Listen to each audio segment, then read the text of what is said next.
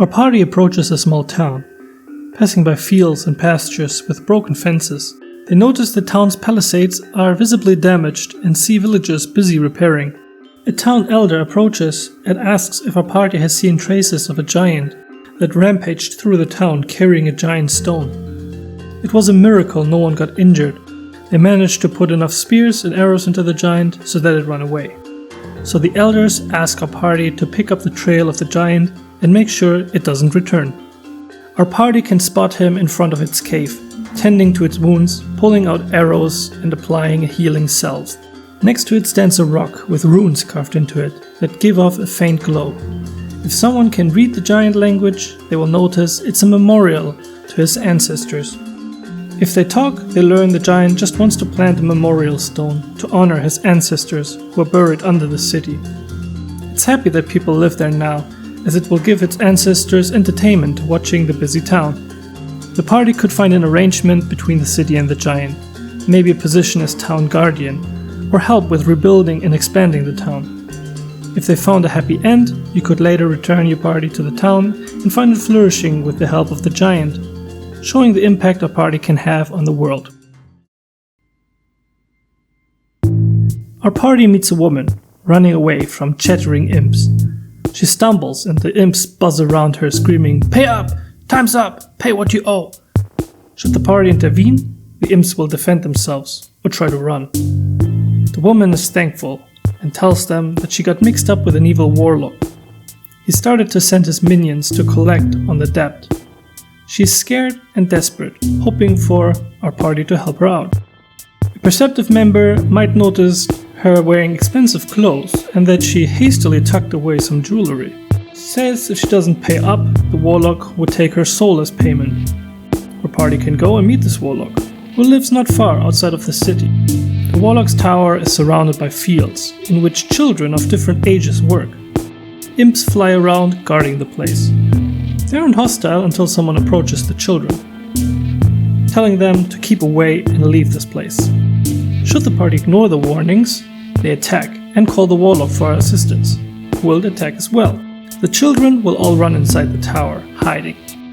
Should they approach the imps peacefully, they will be let through to the warlock. He runs an orphanage and is an all-around nice guy. He's teaching the children magic and basic life skills. Having to serve a patron to lift his own social status, he wants the children to have a better chance at life. The woman was paid to buy supplies for the orphanage, but took the money and never returned. Should the party decide to help him get the money back, he will let them stay for free and share a few homebrewed potions with them. If they killed the warlock, they can of course also loot those potions, but have to live with the crying kids having just killed their father figure and mentor. A little lake, high up in the mountains, said to be created a long time ago by the tears of a hero who mourned their lost love.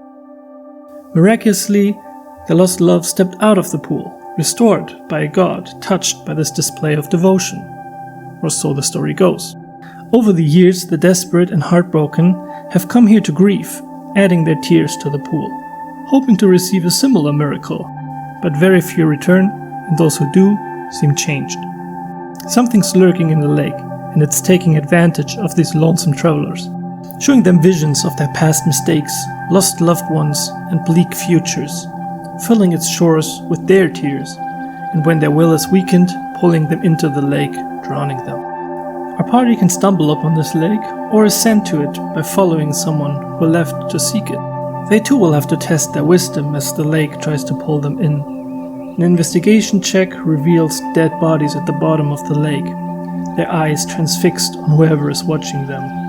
Should the party resist, or a party member stopped from following the command to drown themselves, the dead will rise from the lake.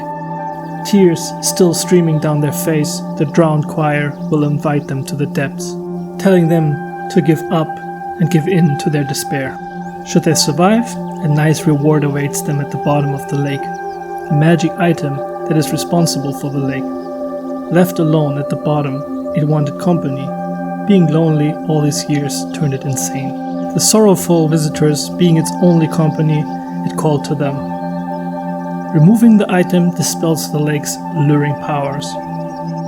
Our party could give the item a new home and a brighter perspective. or it's too far gone and its insanity irredeemable and it needs to be destroyed. I want to thank you all for watching this video, and I hope that these encounters find their way into one of your campaigns. You can find items, monsters, and more on my channel. Feel free to check it out. Until next time.